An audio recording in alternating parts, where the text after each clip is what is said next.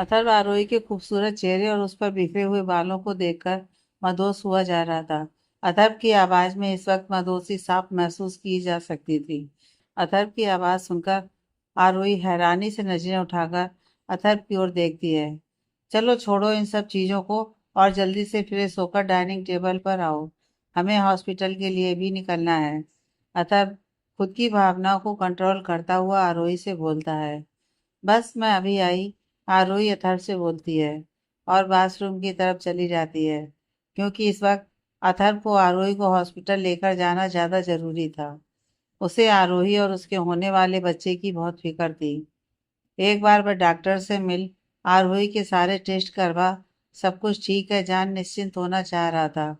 वह अब बिल्कुल भी ऐसा नहीं चाहता था कि आरोही को किसी भी तरह से जरा सी भी प्रॉब्लम हो। वह अब आरोही की छोटी से छोटी बात का भी ध्यान रखना चाहता था। उसने पहले ही डॉक्टर से बात कर ली थी। डॉक्टर ने बस उसे इतना ही बताया था कि आरोही इस वक्त बहुत कमजोर है। बाकी की चीजें वह टेस्ट हो जाने के बाद ही रिपोर्ट्स देखकर ही बता सकती है। इसलिए अथर्व को आरोही के सारे टेस्ट करवाने की ज्यादा जल्दी थी। आज सुबह ही हॉस्पिटल जाकर अथर्व ने आरोही के सारे टेस्ट करवाए और फिर आरोही को फार्म हाउस छोड़ ऑफिस चला गया था। रात का वक्त अथर्व बेड पर बैठा बेड के साइड टेबल पर रखे हुए लैंप की धीमी रोशनी में अपने हाथ में पकड़ी हुई फाइल को गौर से पढ़ रहा था। आरोही उसकी बगल में कुछ दूरी पर लेटी हुई अथर्व को गौर से देख रही थी। इस वक्त अथर्व के चेहरे पर हल्की लाइट आ रही थी, जो उसके पहले से हैंडसम चेहरे को और भी ज्यादा हैंडसम बना रही थी। आरोही आज पहली बार इतनी गौर से अथर्व को देख रही थी। अथर्व के बाल इस वक्त उसके माथे पर बिखरे हुए थे। उसके चेहरे पर बहुत ही सीरियस एक्सप्रेशन था। आज आरोही का अथर्व को देखने का नजरिया बिल्कुल बदला हुआ था। आज वह पहली बार अथर्व को इस नजरिए से देख रही थी। ये पहली बार था जब वह अथर्व को इतने हक और अधिकार के साथ बिना डरे हुए जी भरकर निहार रही थी। इससे पहले जब भी उसने अथर्व को थोड़ा बहुत देखा था, चोरी छुपे या डर से ही देखा था। ऐसे क्या देख रही हो मुझे? अथर्व फाइल में ही अपनी नजर गड़ाए हुए आरोही की ओर बिना देखे उससे पूछता है। आरोही अथर्व को देखने में खोई हुई थी। उसे अथर्व की बात जरा भी सुनाई नहीं देती है।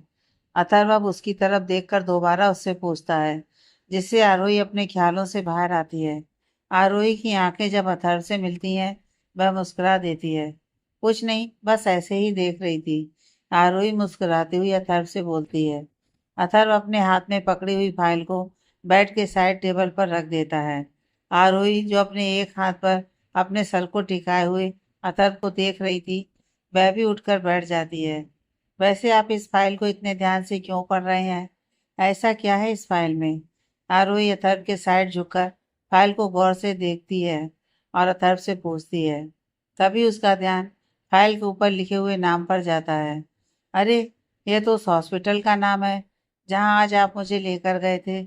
आरोही अथर्व से बोलती है। क्या इसमें मेरी रिपोर्ट्स हैं?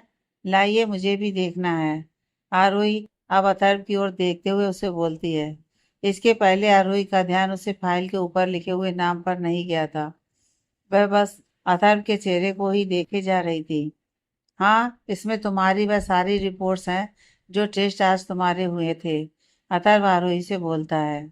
अच्छा, लाइए मैं भी देखूं।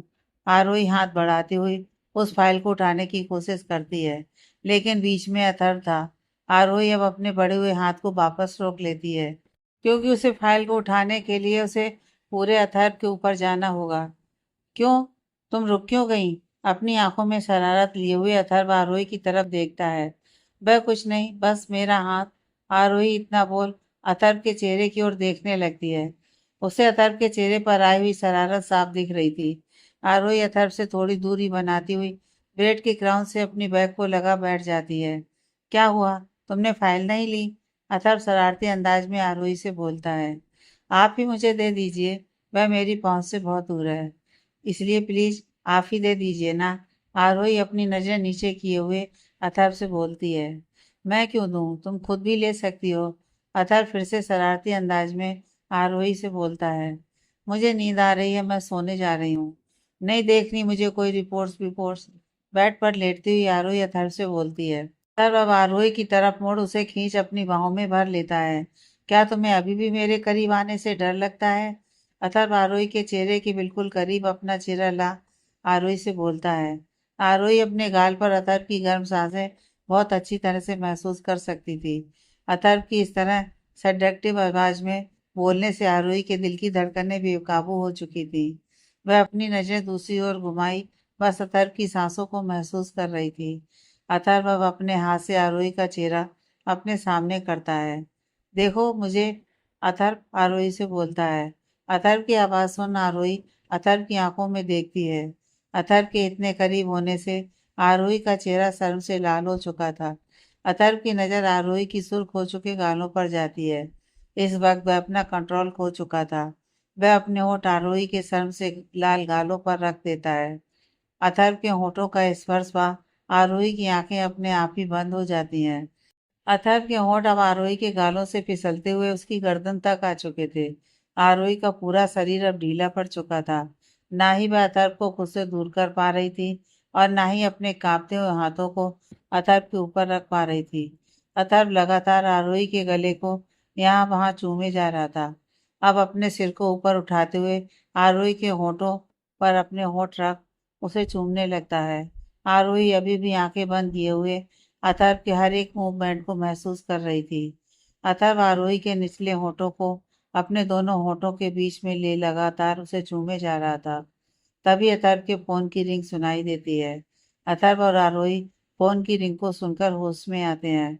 अथर्व अपना हाथ बढ़ा फोन को बिना देखे ही साइलेंट कर देता है और आरोही के चेहरे की तरफ देखता है। आरोही भी अब अपनी आंखें खोल अथर्व को ही देख रही थी।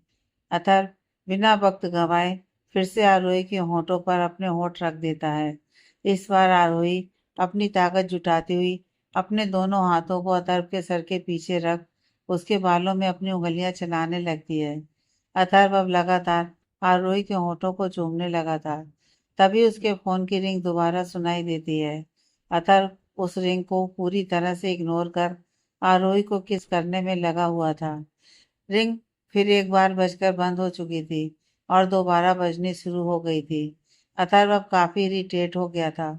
वह आरोही को छोड़ अब बेड के साइड टेबल पर रखे हुए अपने फोन की तरफ देखता है और हाथ बढ़ा फिर से उसे बिना देखे साइलेंट कर देता है।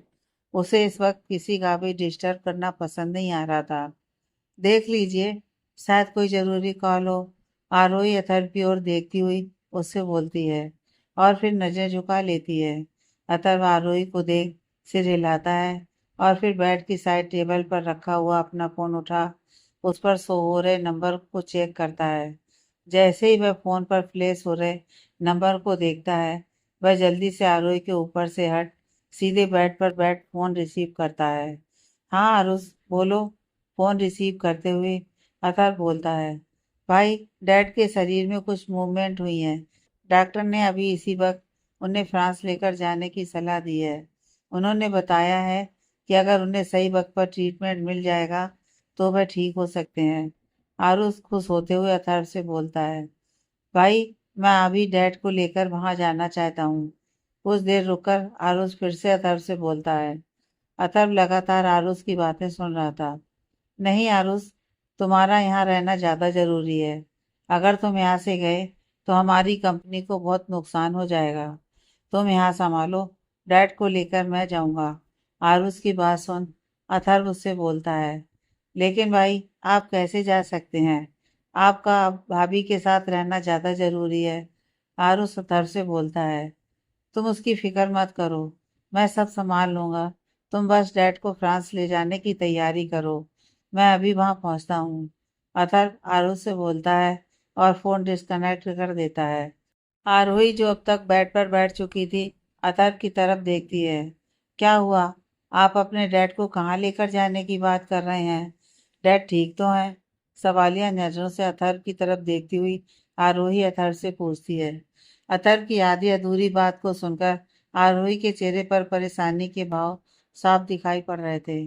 डैड ठीक हैं और खुशी की बात यह है कि अभी कुछ देर पहले ही डैड की बॉडी ने मूवमेंट शुरू की है।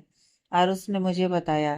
अथर्व आरोही की तरफ देखता हुआ उसे बताता है, अरे ये तो बहुत अच्छी खबर है। मैं कब से डैड के ठीक होने का इंतजार कर रही हूँ। आरोही खुश होकर अपने दोनों हाथों को जोड़ भगवान का शुक्रिया अदा करते हुए आरोही अथर्व से बोलती है, तुम्हारे पास 15 मिनट का वक्त है। तुम्हें जो भी पैकिंग करनी है कर सकती हो। 15 मिनट बाद तुम्हें ड्राइवर के साथ सिंघानिया मेंशन आ जाना है। मैं निकलता हूँ और तुम्हारा वहाँ वेट करूँगा।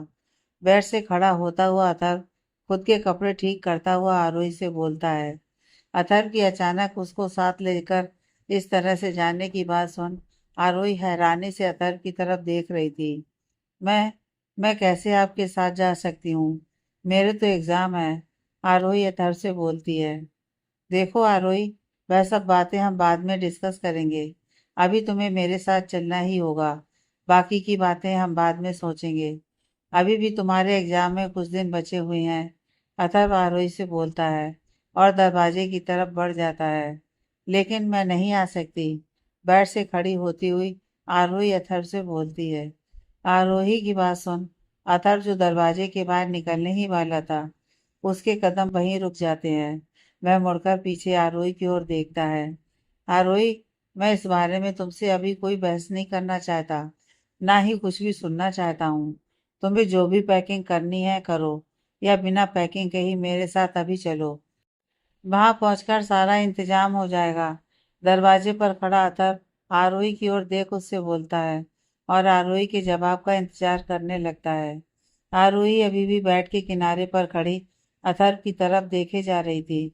उसे समझ नहीं आ रहा था कि वह अचानक क्या करे। आरोही, तो क्या डिस्कस किया है तुमने? तुम अभी मेरे साथ आ रही हो कि पैकिंग करके कुछ देर बाद आओगी? अथर्व दरवाजे पर खड़ा फिर से उससे पूछता है। आरोही अभी भी कोई डिसीजन नहीं ले पाई थी।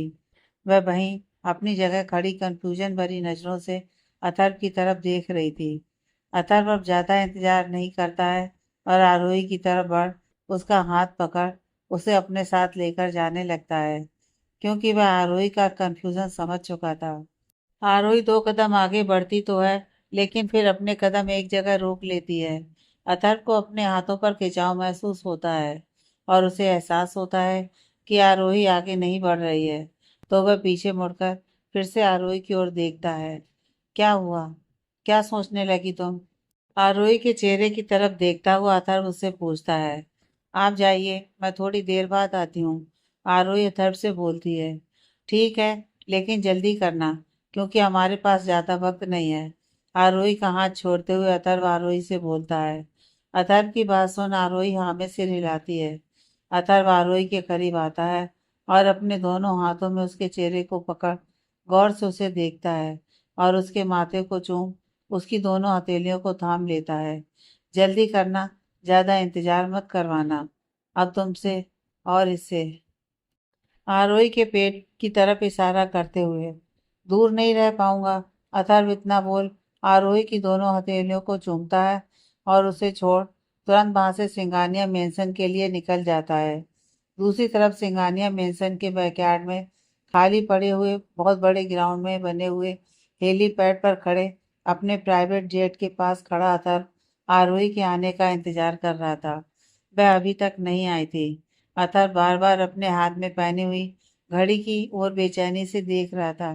कुछ देर इंतजार करने के बाद अथर्व अपना फोन उठा आरोही के पास कॉल करता है, लेकिन आरोही फोन रिसीव नहीं करती। अथर्व अब अथर्व की सिक्योरिटी में लगे हुए गार्ड के पास अथर्व अब फोन करता है। क्या हुआ? अभी वह वहां से निकली या नहीं? अथर्व उस गार्ड से पूछता है। बॉस, मैम जाने के लिए रेडी नहीं है। हम उनसे कई बार बोल चुके हैं, लेकिन वह आपके साथ जाना नहीं चाहती हैं। वह आदमी अथर्व से बताता है। क्या बक रहे हो तुम? बात करवाओ मेरी उससे। गुस्से में अथर्व उस गार्ड को डांटता है और उससे बोलता है। Okay boss. वह गार्ड अथर्व से बोलता है और आरोही के रूम की तरफ बढ़ जाता है। कई बार रूम को नॉक करने के बाद भी आरोही दरवाजा नहीं खोलती। अतर फोन पर अभी लाइन पर था। मैम, बॉस आपसे बात करना चाहते हैं। वह गार्ड दरवाजे को बाहर से खटखटाने के बाद आरोही से बोलता है, लेकिन आरोही अंदर से कोई जवाब नहीं देती। काफी देर दरवाजा खटखटाने के बाद आरोही दरवाजा खोलती है। मैम, बॉस आपसे बात करना चाहते हैं। आरोही के रूम के डोर पर खड़ा गार्ड फिर से आरोही से बोलता है और अपने हाथ में पकड़ा हुआ फोन आरोही के सामने कर देता है। आरोही उस गार्ड के हाथ से फोन लेती है। हेलो। आरोही फोन की दूसरी तरफ इंतजार कर रहे अथर्व से बोलती है। आरोही, तुम अभी तक वहाँ क्या कर रही हो? मैंने तुमसे बोलकर आया था ना, मैं तुम्हारा इंतजार कर रहा हूँ। तुम जानती हो डैड की क्या कंडीशन है और हमें जल्द से जल्द उन्हें लेकर यहाँ से फ्रांस के लिए निकलना है।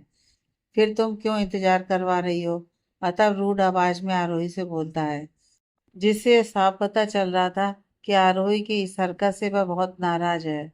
मैंने आपसे कहा था ना कि मैं नहीं जाना चाहती आपके साथ, तो फिर आप मेरा इंतजार क्यों कर रहे हैं?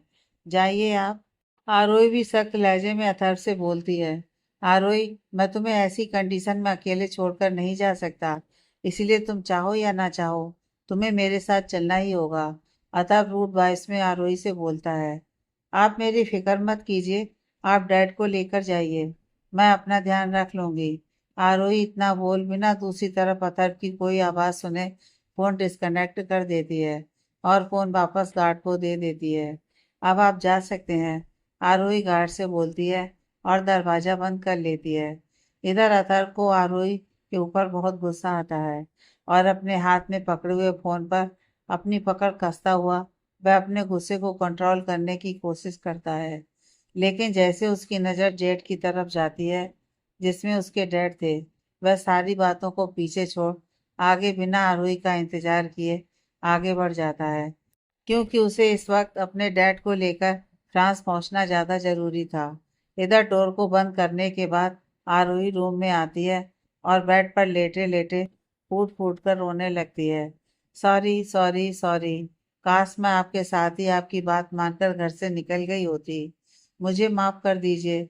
मैं जान रही हूँ आपके साथ मेरे ना जाने की वजह से आप बहुत हर्ट हुए होंगे, लेकिन मैं क्या करूं, बहुत मजबूर हूँ, नहीं आ सकी आपके साथ। मुझे माफ कर दीजिए। रोती हुई आरोही बार बार यही बोले जा रही थी। इधर गुस्से में अपने प्राइवेट जेट में बैठा हुआ अथर्व सीट के बैग पर अपने सर को टिका आंखें बंद किए हुए अपने गुस्से को कंट्रोल करने की कोशिश कर रहा था। तुमने ये ठीक नहीं किया आरोही, बहुत गलत किया है तुमने, मेरी बात ना मानकर। अतर्व आंखें बंद किए हुए अपने मन में बोलता है। आरोही काफी देर तक बेड पर पड़ी हुई लेटी हुई रोती रहती है। तभी उसके फोन पर किसी की कॉल आती है। काफी देर तक फोन बजने के बाद आरोही अपने आंसुओं को पोंछती हुई बेड पर बैठती है और अपने फोन को उठा बिना उसे देखे अपने कान से लगाती है। वह एक बार भी फोन पर फ्लैश हो रहे नंबर की तरफ नहीं देखती, जैसे उसे पता हो कि यह फोन किसने किया है।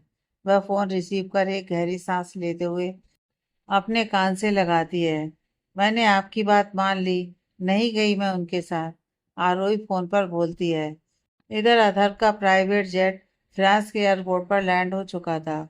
अथर्व अपने डैड के साथ उस हॉस्पिटल में पहुंचने ही वाला था जहां उसके डैड का यानी कि मिस्टर सिंघानिया का ट्रीटमेंट होने वाला था। मिस्टर सिंघानिया को एम्बुलेंस से हॉस्पिटल ले जाया जा रहा था। जब अथर्व कार से एम्बुलेंस के पीछे पीछे हॉस्पिटल जा रहा था, अथर्व कार में बैठा हुआ अपने फ़ोन को अपने हाथ में ले किसी के पास कॉल करता है। नज़र रखना उस पर, कोई भी गड़बड़ ना होने पाए। अतः फोन पर किसी से बोलता है और फोन डिस्कनेक्ट कर देता है। 1 महीने बाद मिस्टर सिंघानिया पूरी तरह से ठीक हो चुके थे। अथर्व उन्हें लेकर आज फ्रांस से वापस इंडिया जा रहा था।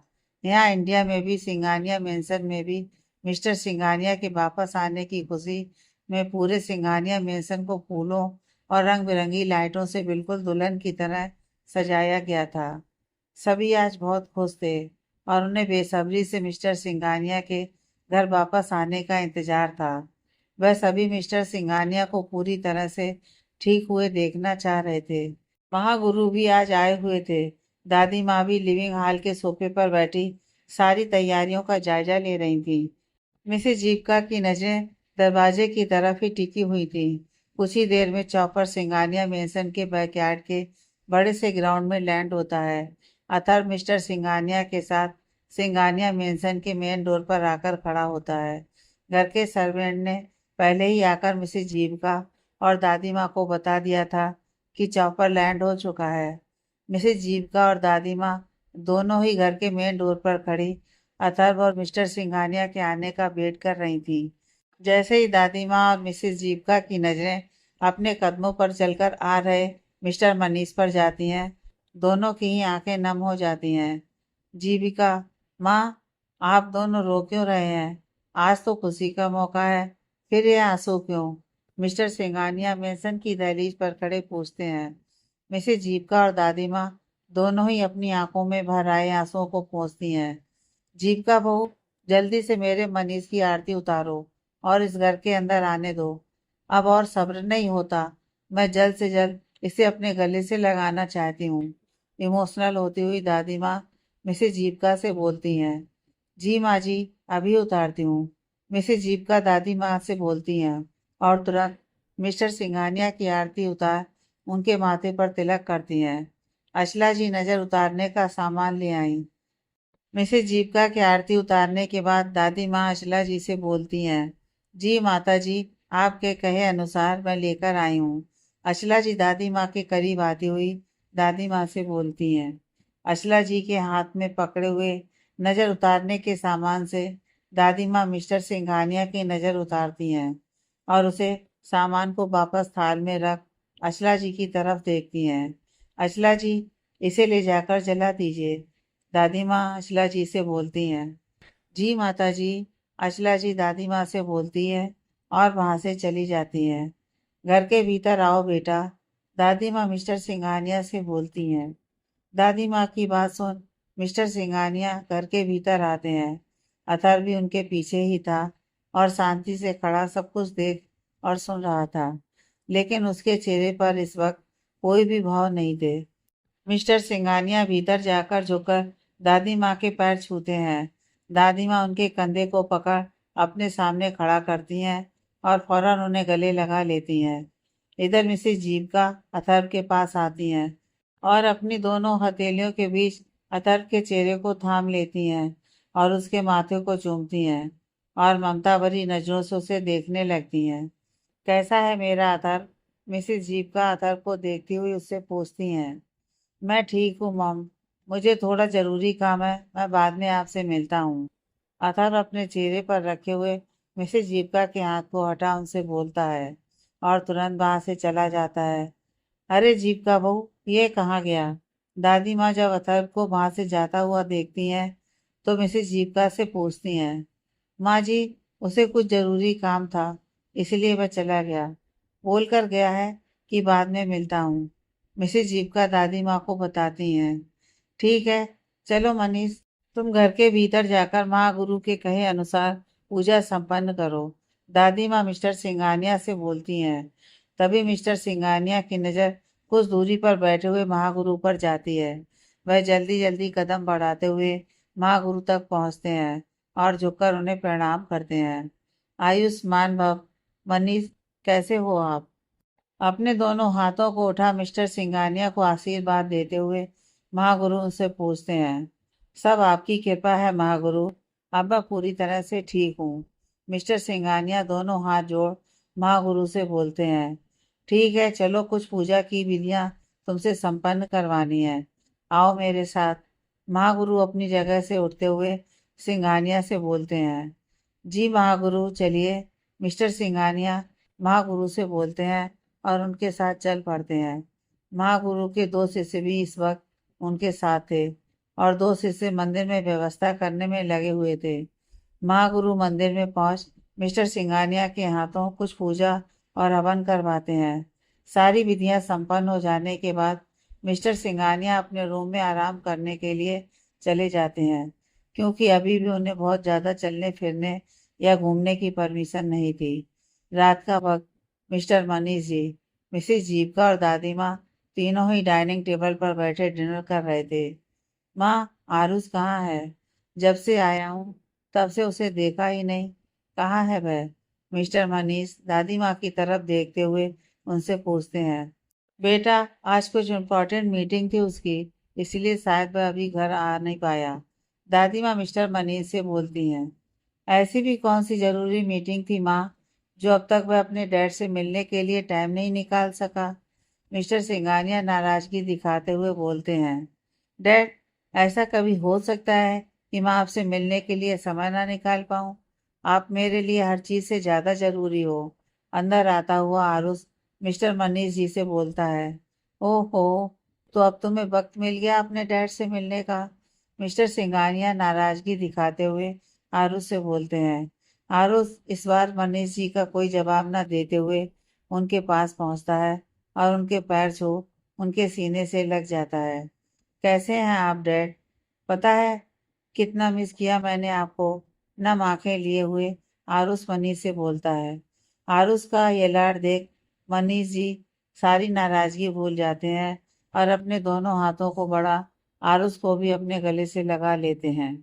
इधर अथर्व अपने फार्म हाउस आता है जहां वह आरोही को छोड़कर गया था।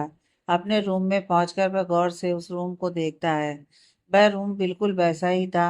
आरोही के सारे कपड़े अभी भी उसी तरह बैग में भरे हुए रखे थे। ड्रेसिंग टेबल पर उसकी यूज की हुई कुछ चीजें अभी भी वैसी ही पड़ी हुई थी।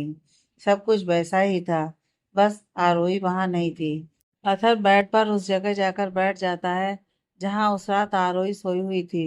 वह अपने हाथ को बड़ा बेड की उस जगह को सहलाता है और आंखें बंद कर अपने सिर को बेड के हेडबोर्ड से टिका लेता है। कहाँ हो आरोही, तुम कहाँ हो? अथर्व आंखें बंद किए हुए बहुत ही गहरी आवाज में बोलता है। इस वक्त उसके पूरे रूम में सन्नाटा फैला हुआ था। बस अथर्व की धीमी और गहरी आवाज ही सुनाई दे रही थी। उसे वह दिन याद आता है जब वह हॉस्पिटल में अपने डैड का ट्रीटमेंट करवा रहा था। तभी उसके फ़ोन पर कोई मैसेज आता है। अपने फ़ोन की मैसेज टोन सुन वह अपने फ़ोन को अनलॉक कर उसमें आए हुए मैसेज को चेक करता है। वो एक मेडिकल रिपोर्ट थी जिसके ऊपर पेशेंट नाम की जगह आरोही का नाम था।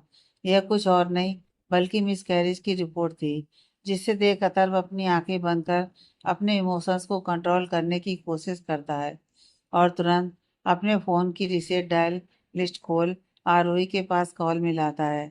लेकिन पहले की तरह आरोही का फ़ोन अभी भी स्विच ऑफ ही था। यहाँ आने के बाद न जाने कितनी बार उसने आरोही का नंबर ट्राई किया था, लेकिन हर बार आरोही का फ़ोन स्विच ऑफ ही था। अथर्व उस गार्ड के पास फ़ोन मिलाता है जिसे उसने आरोही की सिक्योरिटी में लगाया था। आरोही कहाँ है? अथर्व गुस्से भरी आवाज़ में उस सिक्योरिटी गार्ड से पूछता है। बॉस, मैम इस वक्त हॉस्पिटल में है, गार्ड अथर्व को बताता है। क्या कहा तुमने? वह हॉस्पिटल में है? लेकिन कैसे? अथर्व गुस्से भरी आवाज में गार्ड से पूछता है। बॉस, मैम कल रात सीढ़ियों से गिर गई। हमने आपको फ़ोन भी किया, लेकिन आपका फ़ोन उस वक्त नॉट रीचेबल था, सिक्योरिटी गार्ड अथर्व को बताता है। सिक्योरिटी गार्ड की बात सुन अथर्व को जो थोड़ी सी बची कुची उम्मीद भी थी कि आरोही और उसका बच्चा ठीक है, वह भी खत्म हो जाती है। वह आंखें बंद कर कुछ देर के लिए खामोश हो जाता है। हेलो बॉस, क्या आप मुझे सुन रहे हैं? अथर्व की कुछ देर तक आवाज न सुन पाने की वजह से गार्ड अथर्व से पूछता है। क्योंकि वह अपने कान पर लगाया हुआ फोन अपने सामने करके देखता है तो कॉल अभी डिस्कनेक्ट नहीं हुई थी, लेकिन अथर्व की आवाज दूसरी तरफ से नहीं आ रही थी। कैसी है वह? अथर्व सिक्योरिटी गार्ड की बात सुन अपनी आंखों को बंद कर कुछ देर शांत रहने के बाद उस गार्ड से पूछता है। बॉस, मैम को होश आ गया है, अभी वह रेस्ट कर रही हैं, गार्ड ने डरते हुए अथर्व से कहा। बात करवाओ मेरी उससे, अथर्व गार्ड से बोलता है। आखिर जिसका डर था वही हुआ। इसी वजह से वह आरोही को अकेले छोड़कर नहीं जाना चाह रहा था। अगर आरोही उसके साथ आ जाती तो शायद ऐसा नहीं होता। यह सोचते हुए उसे आरोही पर गुस्सा भी आ रहा था, लेकिन उसके साथ साथ उसे आरोही की बहुत फिक्र भी हो रही थी और उसे इस बात का अफसोस भी था कि ऐसे वक्त में वह आरोही के साथ नहीं है। वह गार्ड फोन लिए हुए आरोही के वार्ड में जाता है जहां आरोही आंखें बंद किए हुए बेड पर लेटी हुई थी और दादी माँ उसके पास ही बैठी हुई थी। माता जी, बॉस मैम से बात करना चाहते हैं, वह गार्ड दादी माँ की तरफ देखते हुए उनसे बोलता है। सभी दादी माँ को माता जी ही रह कहते थे, सिवाय उनके बच्चों के, इसलिए वह गार्ड भी दादी माँ को माता जी कहकर ही बोलता है। दादी माँ गार्ड की बात सुन आरोही की तरफ देखती हैं जो अभी भी मुरझाए चेहरे को लिए हुए बेड पर आंखें बंद कर लेटी थी। इधर अतर, जो फोन पर दूसरी तरफ सारी बातें सुन रहा था। दादी माँ के वहां होने पर उसे थोड़ी तसल्ली भी मिली थी कि कोई उसका अपना इस वक्त आरोही के पास है, लेकिन थोड़ी हैरानी भी हुई थी कि दादी माँ इस वक्त वहां आरोही के पास कैसे। लेकिन वह इस बात पर ज्यादा ध्यान नहीं देता है और आरोही के फोन लेने का इंतजार करने लगता है। दादी माँ आरोही को आवाज देती है, आरोही, आरोही। दादी माँ आरोही के हाथ पर अपने हाथ रखते हुए बोलती हैं। दादी माँ की आवाज से आरोही अपनी आंखें खोलती है और दादी माँ की तरफ देखती है। आरोही, अतर तुमसे बात करना चाहता है, एक बार बात कर लो। दादी माँ उदास स्वर में आरोही से बोलती हैं। आरोही हाथ बढ़ा उस गार्ड के हाथ से फोन लेती है और अपने कानों से लगा लेती है। हेलो। आरोही अपनी कांपती हुई आवाज में अथर्व से बोलती है। कैसी हो? अथर्व आरोही की आवाज सुन फिर से अपनी आंखें और अपने हाथ की मुट्ठी को कसकर भींच लेता है और उससे पूछता है। ठीक हूँ, आरोही सपाट लहजे में अथर्व से बोलती है। अथर्व आगे कुछ बोलता उसके पहले ही आरोही गहरी सांस लेती है। आज के बाद आप ना ही मुझसे बात करने की कोशिश कीजिएगा और ना ही मेरे बारे में कुछ भी जानने की कोशिश कीजिएगा। मेरा और आपका रिश्ता सिर्फ बच्चे की वजह से था। अभी बच्चा नहीं रहा तो अब आपको मुझसे मतलब रखने की कोई ज़रूरत नहीं है। अगर आपने मेरे पीछे अपने गार्ड को लगाया या मुझे ढूंढने की कोशिश की तो मैं अपनी ज़िंदगी ख़त्म कर लूँगी। इसलिए आपके लिए बेहतर यही होगा कि मेरा पीछा छोड़ दें। हॉस्पिटल से मैं कहाँ जाती हूँ, क्या करती हूँ, आपको कुछ भी पता करने की ज़रूरत नहीं है। अगर मुझे ये ज़रा सा अंदाज़ा भी हो गया कि आपने मेरे ऊपर नज़र रखी हुई है या मेरे बारे में पता लगाने की कोशिश कर रहे हैं तो मैं अपनी जान दे दूंगी। आरोही एक सांस में अथर्व से बोलती है और फोन डिस्कनेक्ट कर सामने खड़े गार्ड को फोन थमा देती है और उसे वहां से जाने के लिए कहती है। आरोही का आर्डर सुन गार्ड, जो आंखें नीचे किए हुए कुछ दूरी पर खड़ा था, वह आरोही के हाथ से फोन ले वहां से चला जाता है। इधर अथर्व आरोही की बातें हैरानी से सुन लगातार हैरान हुए जा रहा था। उसे तो विश्वास ही नहीं हो रहा था कि आरोही उससे ये सब क्या कह रही है। उसे इस वक्त ऐसा लग रहा था कि फोन के दूसरे साइड में आरोही नहीं बल्कि कोई और बोल रहा है, क्योंकि अभी तक आरोही ने उससे इस लहजे में कभी बात नहीं की थी। और ऐसी बात वह भी अब, जब वह दोनों एक दूसरे के करीब आ रहे थे। अथर्व को और भी हैरान कर देने वाली बात थी, क्या तुमने जो फैसला लिया है सोच समझ कर लिया है? दादी माँ आरोही की ओर देखती हुई उससे बोलती हैं। हाँ दादी माँ, मेरे पास इसके सिवा कोई रास्ता भी तो नहीं है। आरोही दादी माँ से बोलती है। मैं तो कहती हूँ आरोही, तुम एक बार अतर्व से बात कर लो। यह इस तरीके से तुम्हारा जाना ठीक नहीं है। दादी माँ आरोही को समझाने की कोशिश करती हुई उससे बोलती हैं। नहीं दादी माँ, इसी में सबकी भलाई है, मुझे जाना ही होगा। आरोही दादी माँ से बोलती है। इस बात को बीते हुए आज 1 महीने से ज्यादा हो चुके थे। अथर्व आरोही की बात मान आरोही के ऊपर लगी हुई सारी सिक्योरिटी को हटा लिया था, और लेकिन आज भी वह उस दुख से उबर नहीं पाया था। यहाँ सिंघानिया मेंशन अगली सुबह कुछ और पूजा और सारी विधियों को पूरा करने के बाद दादी माँ सिंघानिया मेंशन के मेन एंट्रेंस पर खड़ी थी। माँ, अभी तो मैं आया हूँ, आप क्यों जाने की जिद की हुई है? मिस्टर मनीष अपने चेहरे की परेशानी के भाव लिए हुए दादी माँ से बोलते हैं।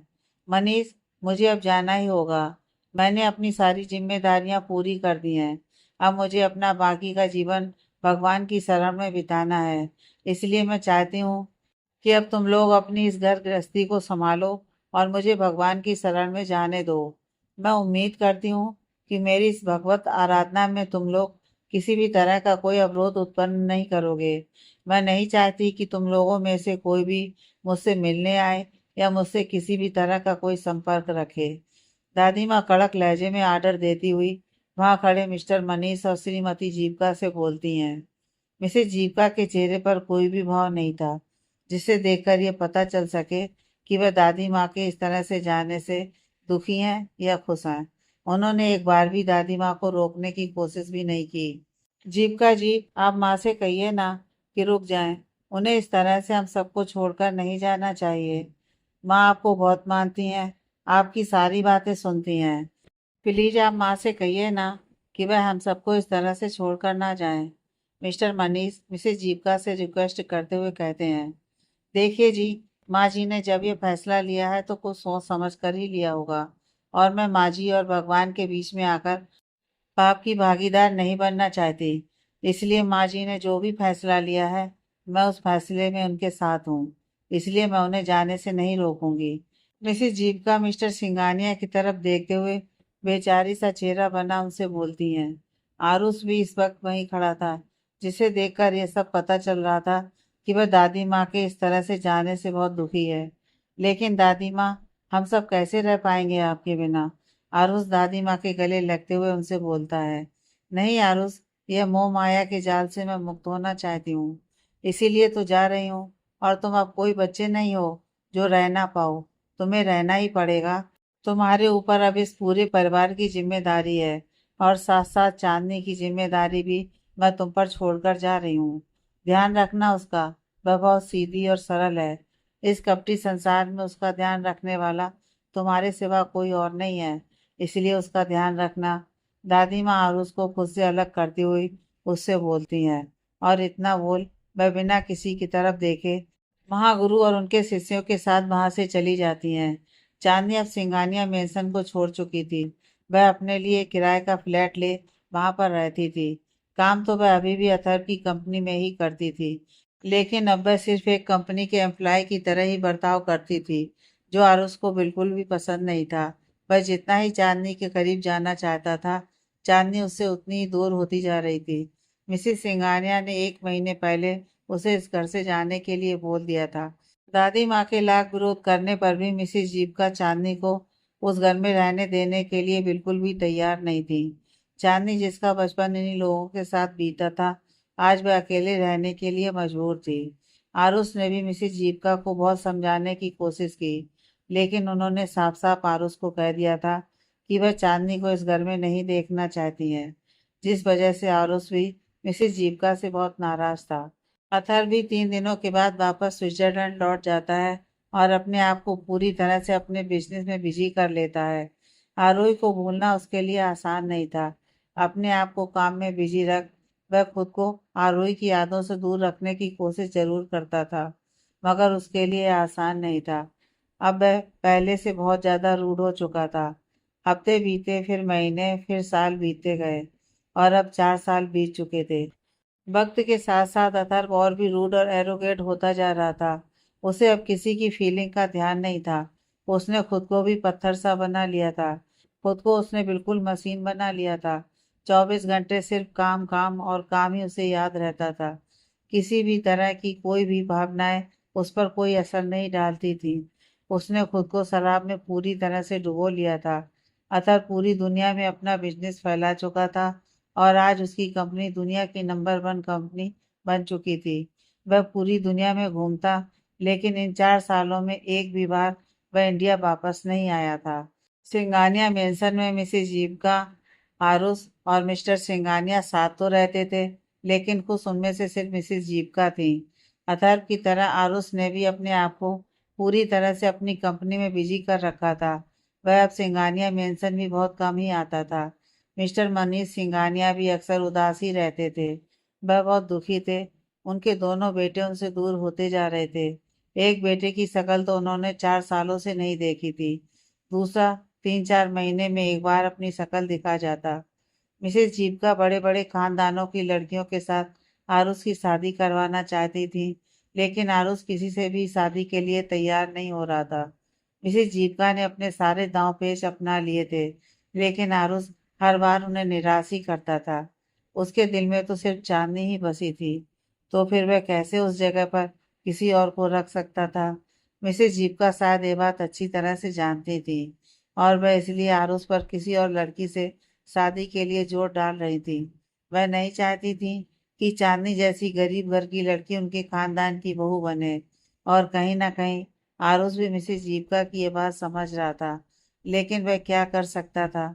चांदनी भी तो अब उसे एक्सेप्ट करने के लिए तैयार नहीं थी। उसने लाख कोशिश कर ली थी, लेकिन चांदनी अपनी जिद पर अड़ी हुई थी। उसने साफ साफ आरुष को बता दिया था कि वह आरुष जैसे बड़े खानदानी लड़के को डिजर्व नहीं करती। पर अगर आरुष ने उसकी कंपनी में अप्लाई की तरह अगर उसे बर्ताव नहीं किया तो वह कंपनी छोड़कर चली जाएगी। आरुष भी अब चांदनी के आगे मजबूर हो चुका था, लेकिन वह किसी भी हाल में यह नहीं चाहता था कि चांदनी उसकी आंखों से दूर जाए। भले ही अब वह उसके घर में नहीं रहती थी, लेकिन उसे अपने ऑफिस में देख वह तसल्ली पा लिया करता था कि चांदनी उसकी आंखों के सामने तो है। मिस्टर सिंघानिया भी मिसेस जीविका के इस बदले हुए रूप को देखकर बहुत हैरान थे। ऐसी तो उनकी जीविका कभी नहीं थी। वह तो पूरे परिवार को एक साथ जोड़कर रखने में विश्वास करती थी, फिर ये अचानक कैसे बदल गई। सिंघानिया मेंशन के गार्डन में चेयर पर बैठे हुए मिस्टर सिंघानिया यही सोच रहे थे, तभी उनके पीछे से आवाज आती है, डैड आप इतनी धूप में यहाँ क्यों बैठे हुए हैं। मिस्टर सिंघानिया की तरफ बढ़ते हुए आरुष उनसे पूछता है। आरुष की आवाज़ सुनकर मनीष जी मुड़कर पीछे की तरफ देखने लगते हैं और एक नज़र आरुष को देख फिर वापस उसी तरह बैठ जाते हैं। डैड मैंने सुना आप अपनी मेडिसिन नहीं ले रहे हैं। उनके बगल की चेयर पर बैठता हुआ आरुष फिर से उनसे पूछता है। किस लिए मेडिसिन लूँ मैं। मनीष जी अपने चेहरे को दूसरी तरफ घुमाए हुए आरुष से बोलते हैं। डैड मेडिसिन किस लिए लेते हैं। ठीक होने के लिए। और अगर आप मेडिसिन नहीं लेंगे तो ठीक कैसे होंगे। आरुष मनीष जी से बोलता है। ज़रूरत क्या है मुझे ठीक होने की। एक बेटा है, उसे मेरी कोई फिक्र नहीं है। 4 सालों से न जाने कौन से देश में जाकर बैठा है। दूसरा कभी कभार अपनी शक्ल दिखा देता है, तो अब मैं मेडिसिन लेकर क्या करूँगा। किसके लिए ठीक हूँ। मनीष जी नाराजगी दिखाते हुए आरुष से बोलते हैं। सॉरी डैड कंपनी के कामों में बहुत बिजी हो गया हूँ, फिर भी आपसे प्रॉमिस करता हूँ कि आपके लिए टाइम जरूर निकालूंगा। आरुष मनीष जी के पैर पर अपने हाथ रखते हुए उनसे बोलता है। क्या तू मेरी एक और बात मानेगा। मनीष जी मुड़कर आरुष की तरफ देखते हुए उसे बोलते हैं। हाँ डैड आप कहकर तो देखिए। आरुष मनीष जी से बोलता है। तू चंदू को लेकर आएगा, मुझे उसकी भी बहुत याद आती है। नम आंखें लिए हुए मनीष जी आरुष से बोलते हैं। मैं कोशिश करूंगा डैड, लेकिन वह यहाँ आने के लिए तैयार नहीं होगी।